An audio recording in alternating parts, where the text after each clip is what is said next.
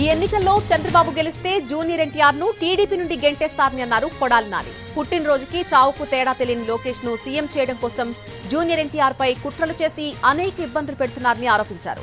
పెద్ద ఎన్టీఆర్, చిన్న ఎన్టీఆర్ ను అభిమానించే ప్రతి ఒక్కరూ చంద్రబాబును ఓడించాలన్నారు కొడాలి నాని. చావుకి కూడా తేడా తెలవనటువంటి పనికిరానటువంటి వెధవాడు, వాడిని తీసుకొచ్చి ఆ తెలుగుదేశం పార్టీకి ముఖ్యమంత్రిని చేయాలి, అధ్యక్షుడిని చేయాలని చెప్పి ఆ ఎన్టీఆర్, జూనియర్ ఎన్టీఆర్ చిన్నాని మీద కుట్రలు చేసి అతన్ని అనేక రకాలుగా ఇబ్బంది పెట్టేటువంటి పరిస్థితి ఉంటుంది.